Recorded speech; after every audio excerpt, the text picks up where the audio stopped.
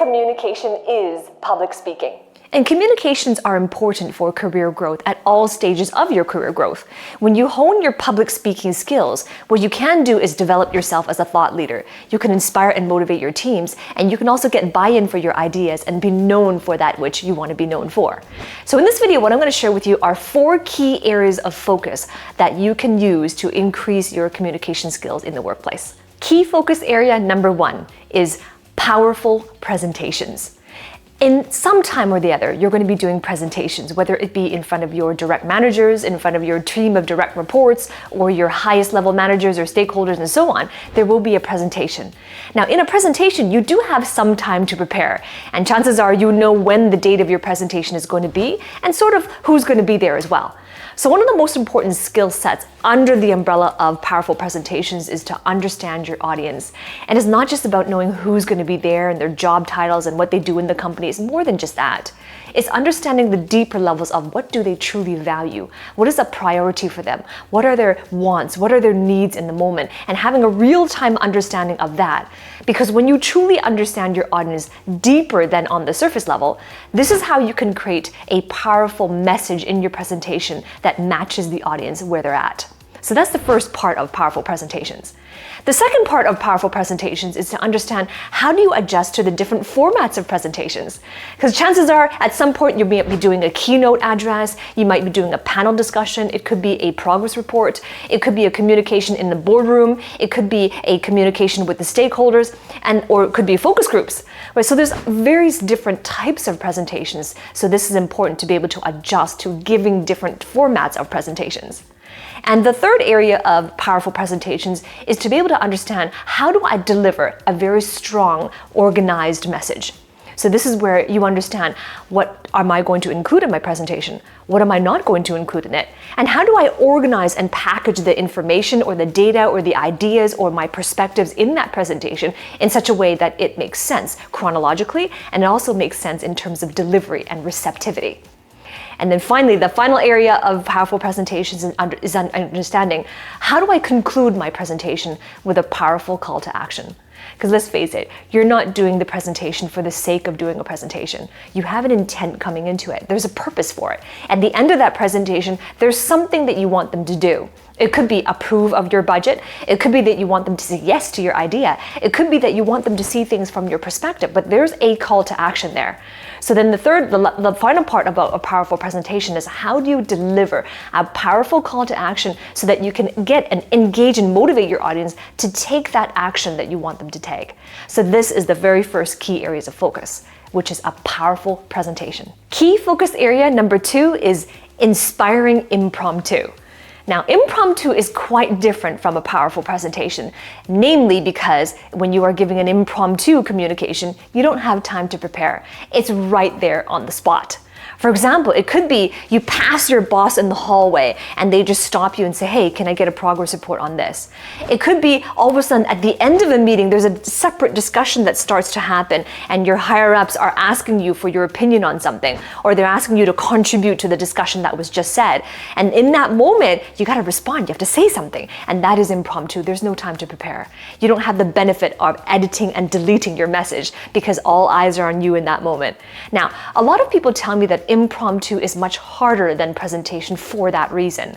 So when it comes to focusing on giving an inspiring impromptu conversation, one of the most important things to do is to be able to manage your nerves in that moment. How can you stay calm and present in that moment? How can you actively listen to what is being called of you? Or how can you be sure that you understand the prompt of what you are expected to say in that moment? So this is your ability as well to handle a Q&A in that moment when you're being asked questions, that you understand what is being asked of you, and therefore in that moment you can respond insightfully and you can respond precisely. So this is your ability to be able to package the information that you have inside of you to be able to respond in those ways, and also to be able to handle the more challenging questions that require more dynamic responses. How do you know what to say in that moment, and are you addressing the question thoroughly and insightfully? So that's an important component of impromptu. And the final most important part of impromptu as well is to be able to adjust and pivot when necessary and to stay on track. And this is one of the hardest things about impromptu is how do you get back on track when you lose your track or when you start going down a rabbit hole? How do you take those social cues from your audience members to know that they are feeling that you're addressing their question, that they're interpreting what you want them to say, what you want them to interpret it in the way you want them to interpret it? And how can you take those social cues in the moment to realize that what you're saying is of value to them? And if it's not of value, how do you analyze and adjust on the spot? So these are important, that impromptu, there's movement happening in that moment, and there's a back and forth, there's a dialogue, and at the same time the dialogue is a physical, a mechanical dialogue, one where there's audio, and there is an energetic dialogue as well, where you're picking up on cues from individuals. And this can happen whether or not you're in person with them or on video. It can happen either way. Now, the final part of impromptu, giving an inspiring impromptu message, is to be able to handle the more personal challenges. So what do I mean by personal challenges? These personal challenges include things like, how do you recall information? How do you remember what you wanted to say? How do you remember what happened and they were asking for something about the past? So this is the recollection of information, the package of information in that moment, and to be able to respond to anxieties or nervousness that you have in that moment. So these are examples of personal challenges. So impromptu is very important that you have a method on how to handle those more personal challenges that are not visible to your audience members as they look at you, but you definitely feel them on the inside. And those personal challenges might be the thing that's holding you back from being able to be good at impromptu discussions. Right, so this is the second key areas of focus. The first one is a powerful presentation, and the second one is an inspiring impromptu. So if you're listening to this and you're saying, well, impromptu is more difficult for me, maybe you're finding that presentations are more difficult to you, or there's aspects of both that are difficult to you, and if you want help with this, then I invite you to work with me. In the description below, the very first link is an application where you're going to be speaking with a member of my team. And this is where we're going to explore whether or not it is the right fit for us to work together. And if it is, you're going to have the opportunity to learn very hands-on, field-tested methodologies on how you can improve those skill sets on presentations and impromptu conversations, how to manage the inner challenges as well. And every single week I provide this training and opportunities for you to practice. And practice in a way where you can get real feedback on how to improve and exactly what to improve. So if you're serious about developing this skill set, then click the link below and I look forward to working with you on the inside. Key area of focus number 3 is to govern glossophobia. So what is glossophobia? I talked about this in a separate video. Glossophobia, the word glosso refers to the tongue. Phobia refers to the fear. So glossophobia is just the fear of public speaking. And the fear of public speaking is a really huge fear because when it comes to the human population, it has been noted that the fear of public speaking is one of the top fears of all the fears that people can have. And the fear of public speaking is no more than just communicating in front of an audience member, where in that moment when we're speaking in front of them or presenting in front of them, we feel that there's somebody in that audience member who has more knowledge or more achievements than we do. And in that moment when there is that perspective, then we get nervous, we get anxious. We fear that we're not going to leave a good first impression. We have all of these thoughts of failure. We have all of these thoughts of criticism and embarrassment and so on. And those are the symptoms of the fear of public speaking. So this is really important. When you govern glossophobia, it doesn't mean that you never feel the fear again, but it certainly means that the fear doesn't paralyze you to start. And then gradually you're going to notice that the anxieties become less and less. And when you are in front of the room or when you are present with certain individuals that used to make you nervous, that they no longer do. And instead you see them as your equals. Like, have you ever experienced that? That your presentation is going quite well and all of a sudden someone walks into the room or someone comes onto that Microsoft Teams or someone comes on video and that person is a senior member of the company, and whenever they're around or just the mere thought that they're listening, you just get nervous or all of a sudden you go blank and you lose your train of thought. Sometimes there's certain individuals that have that effect on you because of their position or because of whatever it is.